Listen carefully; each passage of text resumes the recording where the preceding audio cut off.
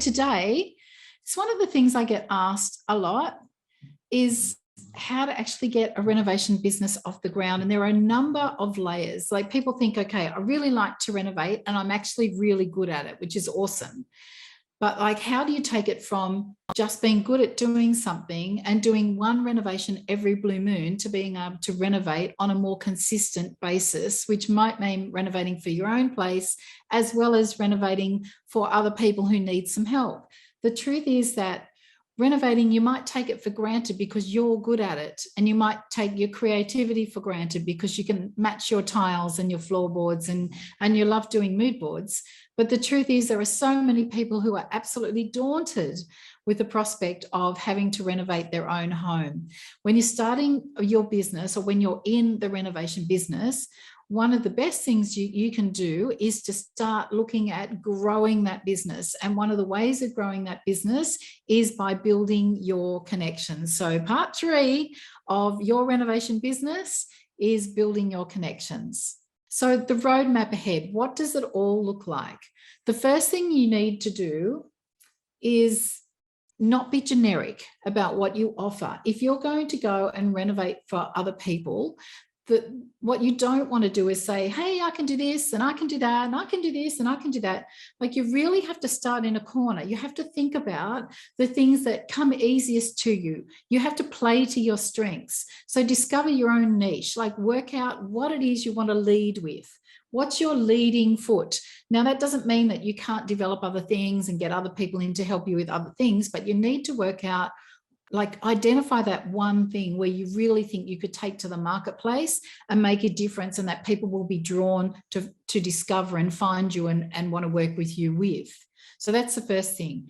That one thing that you lead with must bring you joy. There is no, you might as well work for a boss, and you know, if you hate every day, you might as well work for a boss. So if you're in your own business, the beauty of that is that you can control what you do, and so you can actually focus on the stuff that brings you joy. So when you lead into the marketplace, make sure that it's in your niche, it's something you feel comfortable doing, and that it brings you joy. Because when you get it going, your confidence will increase. Now, where people go wrong is they think that they have to start confidently and then launch a business. The truth is, you'll get your business going. You'll start to do a few little things. I want you to stop and pat yourself on the back and say, good job, girlfriend.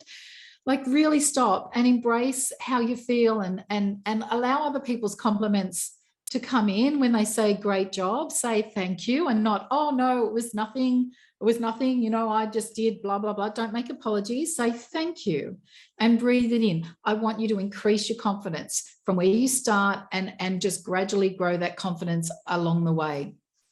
Don't expect to be confident and have all of your ducks in a row before you start. Lead with what you're comfortable with. Go out there and talk about.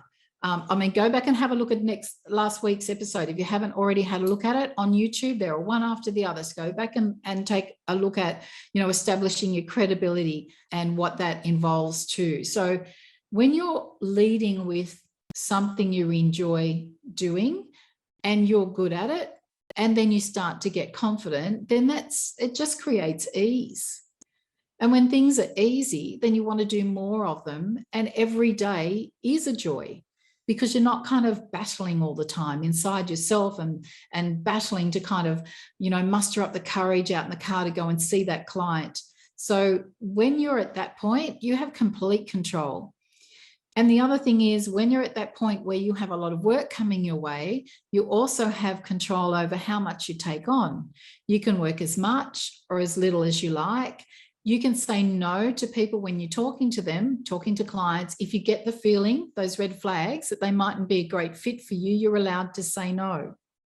Gives you a lot of control. So that's the roadmap ahead. Start with what you're good at, get good at it, better at it, get more confident, take on some praise, build your team, get in your flow, then there's ease, and then control what that business might look like. And yeah, you can definitely say yes or no to clients, and you can grow or you can stay in that niche. And when you've got the certainty self-discovery and growth, like those feelings of being certain about your income, of valuing what you've been able to take to the marketplace to see your business grow, the fulfillment attached to that is priceless. The money is amazing, don't get me wrong, but I'm not here just to talk about the profit. The feeling that comes with being in your own business and controlling your own day, and people around you valuing what you do and praising you for what you do, and creating something beautiful from something messy and horrible, and somebody else loving it too because they're the property owner or whatever the arrangement is you have, is absolutely priceless. So let's look at the opportunities. It's okay to say, find your niche. What do I mean? Here are some of the niches that my current students have found and are leading with. So Renee and Richard, they spruce up properties for sale and they offer property styling. They do it on other people's properties. They fund the slight renovation if things need to be adjusted, changed, or perhaps a property needs a new bathroom or something like that. They fund all of those changes, and then they can do this kind of work for a percentage of the profit. It's something that they enjoy. Now, they're really qualified people, but this is what they enjoy. And by that, I mean, Richard is actually a project manager. He's got all of the tickets for that, but they just have found their niche. It's confident, it's easy for them, and they're good at it. So that's what they lead with. Feng Shui and real estate agent renovation referrals, Roger. Okay, so Roger has a Chinese background, and so he has connections in real estate agencies here where work comes from overseas, and he's enabled to act those jobs here. I mean, it's just all about the connections, guys. Renovations and photography and work in the property industry, that's Alex. He does a lot of photography for real estate agents and a bit of a style and a zhoosh around before he takes those photographs. He really understands what a property needs to look like when it goes to market. Andrew was offered a role of managing renovations for a guy who has his hands on 100 property owners. So just kind of one job after the other. Styling, Lana and Lisa really specialize in styling. That's their area of expertise. And to the extent where Lisa did so well, she was noticed around and about and was offered to become a guest speaker on a podcast with a guy called Bob Anderson, who's big in the property space. He's been around for a long time and he teaches property development. So one thing leads to the other. I want you to grow your business, get confidence, start with what you're good at. Narelle runs a very successful interior design business in Melbourne. She couldn't get that business off the ground, but she started to work with me in 2017. And I just love what she does. She's now offering online styling, guys. Referrals. Oh, Felicity and Steve do renovation flips as a partnership. They're not a married couple. They met together in our community and they do renovation flips as a partnership. Part of my team now is Lauren, Alana and Felicity. I've worked with all of these people in relation to launching their business. Property research is something that you can do for people. You can be a property finder, and then when you, like Bruce, or you can become a buyer's agent like Caroline. People like Heather and Russell specialize in relocatable homes. Tom is a scope of work specialist. He can do reports for our community as well as he's a licensed builder. He's been in the trade for a long, long time. So he does scopes of works for my community. Garden architecture. Tony's an architectural designer. So that's the thing that she felt strongest with. She has a history in that. She's worked for another company doing that. So she's like, I'm going to lead with this. This is where I'm going to lead first.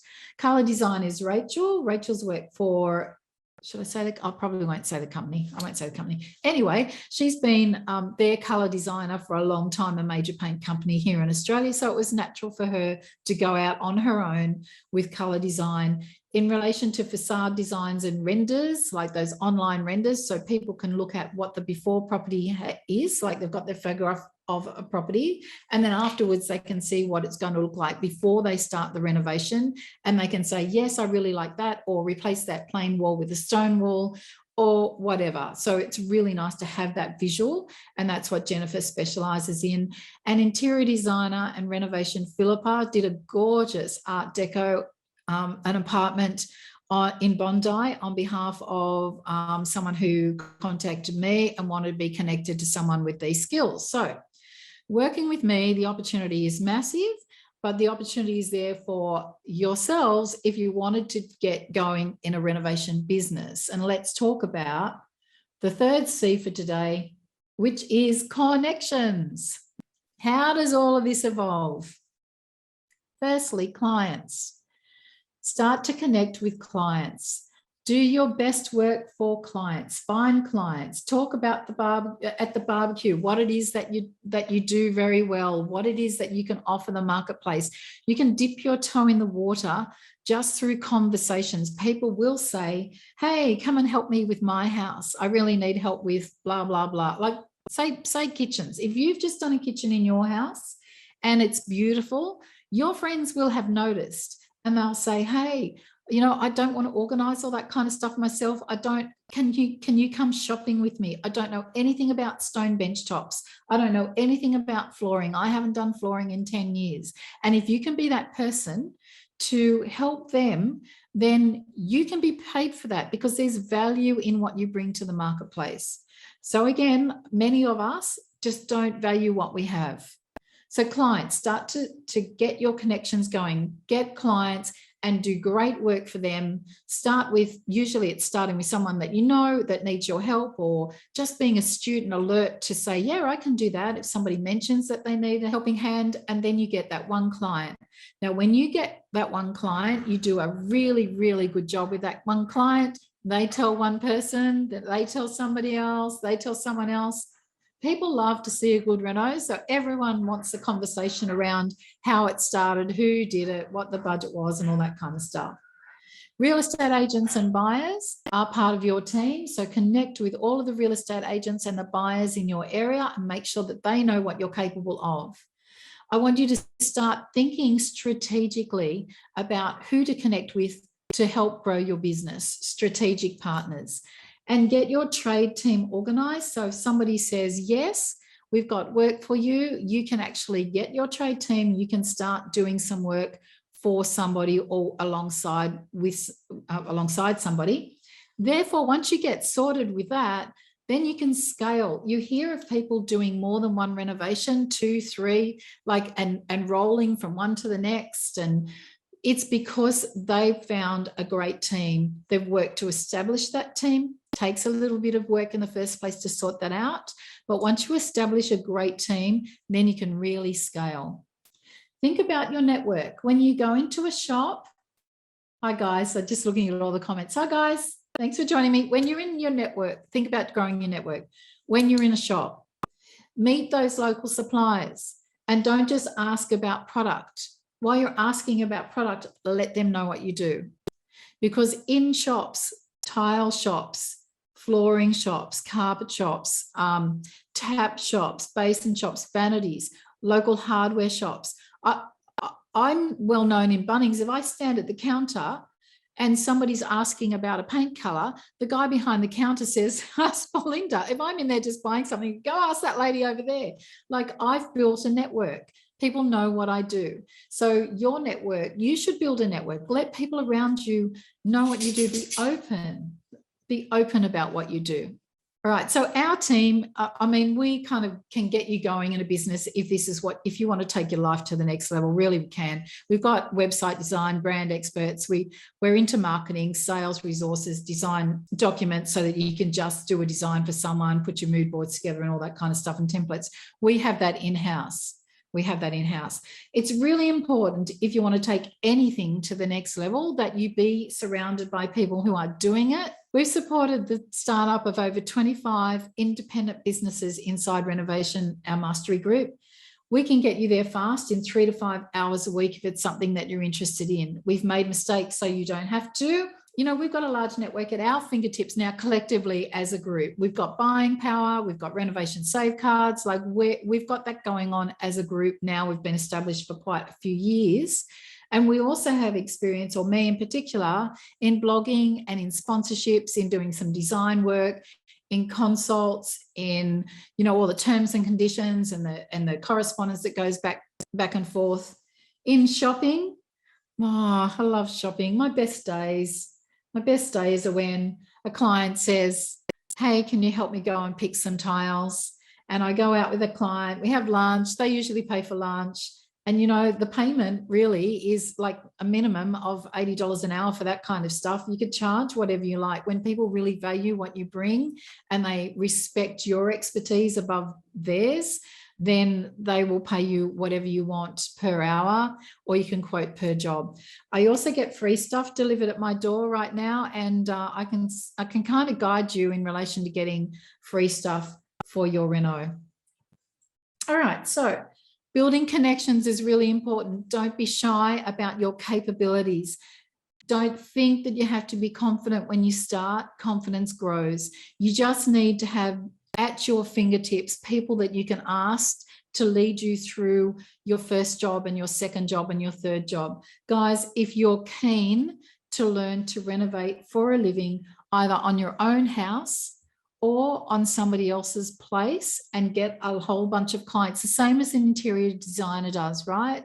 Interior designers are out there doing all the design plans, quoting for the job, organizing the product, and you can do that. You can help them when it comes to sorting out who is a good tradie. You can offer tradies if you've got some really good connections.